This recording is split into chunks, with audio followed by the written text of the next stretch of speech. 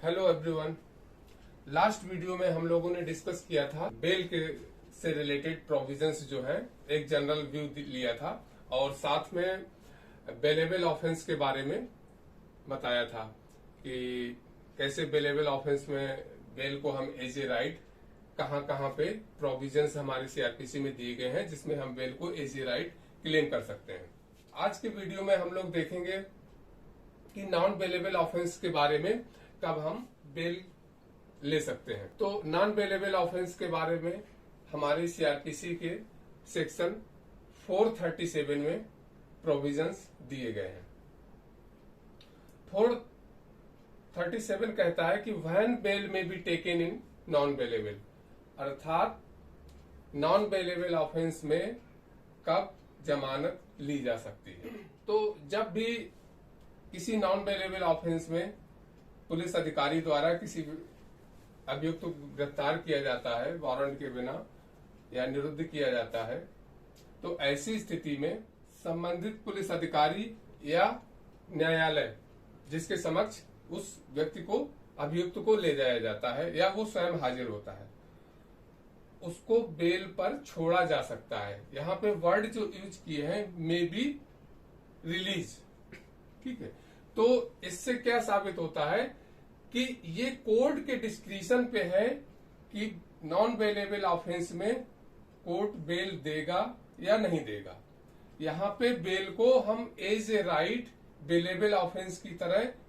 Claim नहीं कर सकते हैं। ये पूरी तरह से कोर्ट के डिस्क्रिशन पे है कि कब बेल दी जाएगी और कब नहीं दी जाएगी।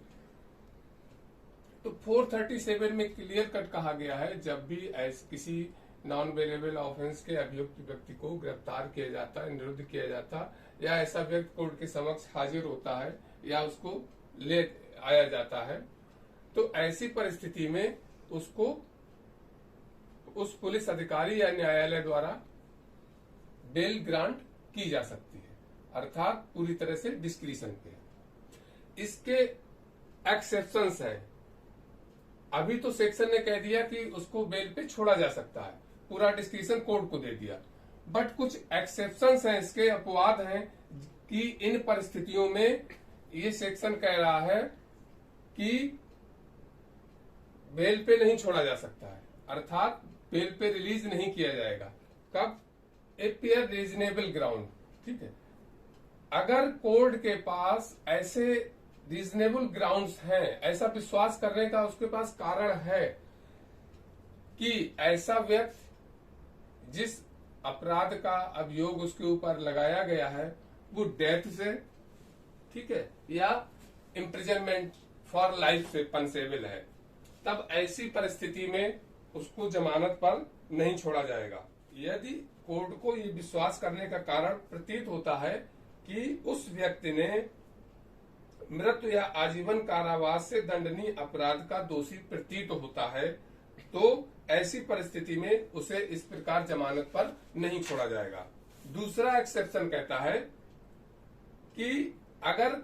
जिस ऑफेंस के लिए उस पर अभियोग लगाया गया है, चार्ज लगाया गया है, वो संज्ञेय अपराध है, कॉग्निजेबल ऑफेंस है, और ऐसा व्यक्ति मृत्यु आजीवन कारावास या 7 वर्ष या उससे अधिक के कारावास से, मतलब डेथ इम्प्रिजनमेंट, लाइफ इम्प्रिजनमेंट और इम्प्रिजनमेंट फॉर 7 ईयर और मोर। कहने का मतलब कि यदि ऐसा अभियुक्त मृत्यु आजीवन कारावास या 7 वर्ष या उससे अधिक के कारावास से दंडनीय किसी अपराध के लिए पहले दोष सिद्ध किया गया है, कहने का मतलब कि इसके पहले कन्विक्शन, प्रीवियस कन्विक्शन उसका इन अपराधों के लिए हो चुका है जिसमें डेथ इम्प्रिजनमेंट, लाइफ इम्प्रिजनमेंट या 7 ईयर और मोर इम्प्रिजनमेंट उसको मिला है, तब ऐसी परिस्थितियों में उसको बेल पे नहीं छोड़ा जाएगा। इसके साथ साथ यदि प्रीवियसली पहले वो 2 बार दोष सिद्ध किया जा चुका है, कन्विक्शन उसका 2 बार हो चुका है, कैसे अपराध के लिए? 3 वर्ष या उससे अधिक के लिए, किंतु 7 वर्ष से अनधिक की अवधि के कारावास से दंडनीय किसी संज्ञेय अपराध के लिए, ठीक है। वो 3 वर्ष या उससे अधिक या 7 वर्ष तक के कारावास के लिए पहले 2 अवसरों पर प्रीवियसली 2 टाइम्स पनिशमेंट उसको मिल चुका है, तब ऐसी परिस्थिति में उस व्यक्ति को बेल ग्रांट नहीं करेगा कोर्ट। ठीक है, तो 2 एक्सेप्शन हो गए। जिन परिस्थितियों में अगर ये परिस्थितियां विद्यमान हैं तो उसको बेल ग्रांट नहीं की जाएगी। ये चीजें क्लियर हुई। इसके बाद इसका भी एक एक्सेप्शन है।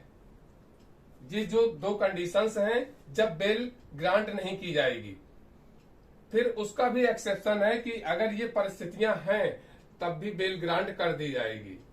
वो क्या कहता है कि अगर कोई व्यक्ति जिस पर किसी अपराध का अभियोग है वो कोई वोमेन है, मतलब स्त्री है, या 16 ईयर की एज से नीचे का है, कोई बालक है जो 16 ईयर एज से नीचे का है,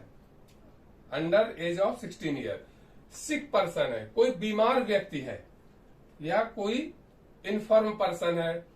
मतलब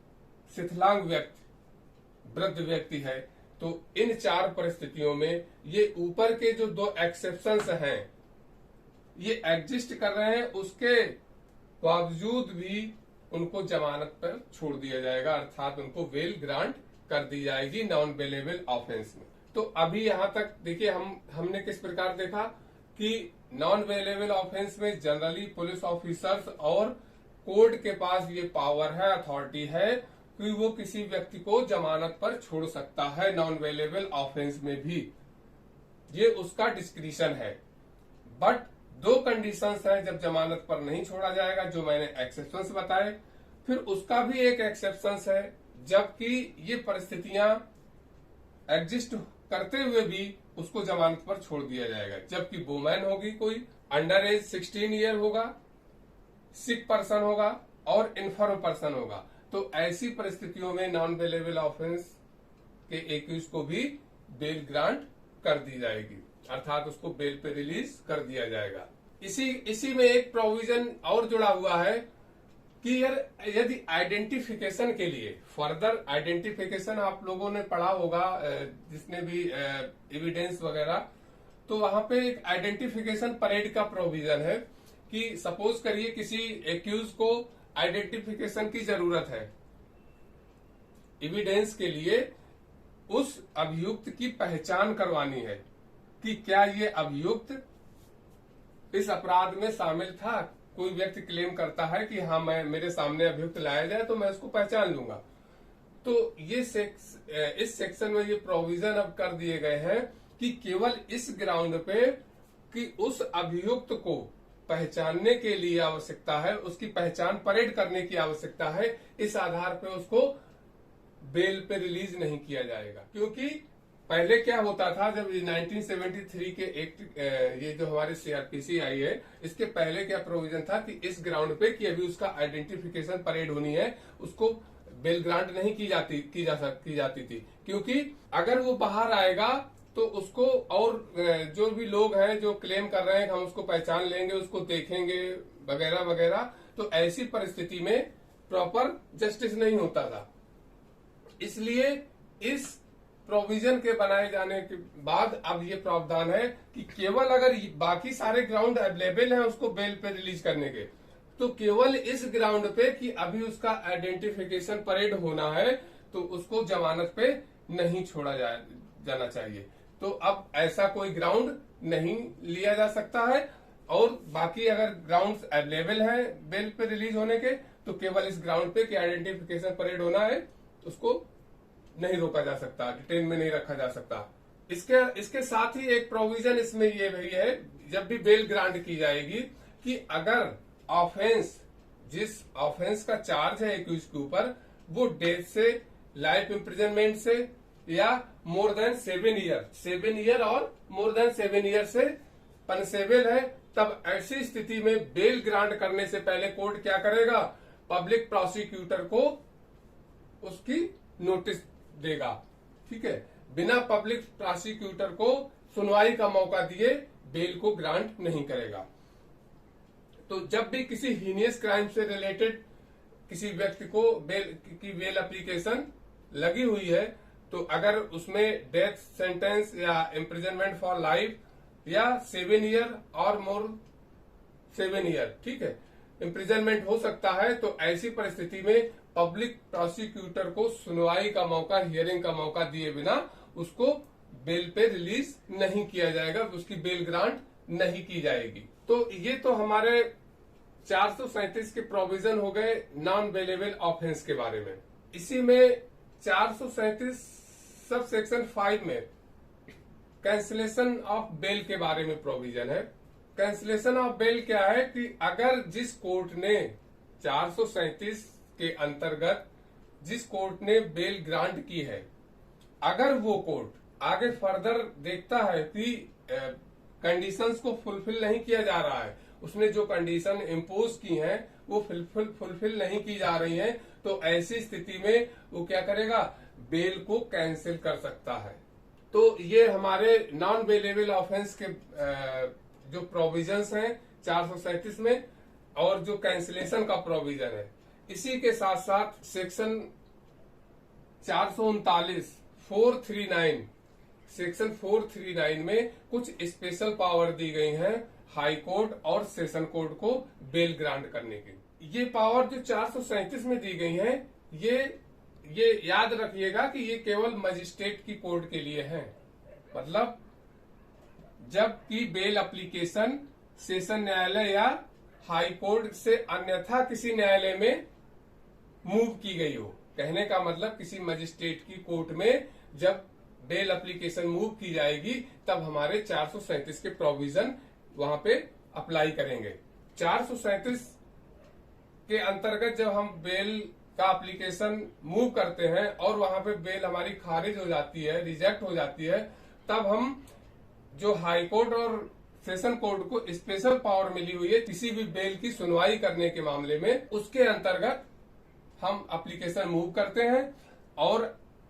सेशन न्यायालय और हाई कोर्ट की बहुत एग्जॉस्टिव पावर है बेल एप्लीकेशन को सुनवाई का। और बाकी आप लोगों को अगर वीडियो अच्छा लगे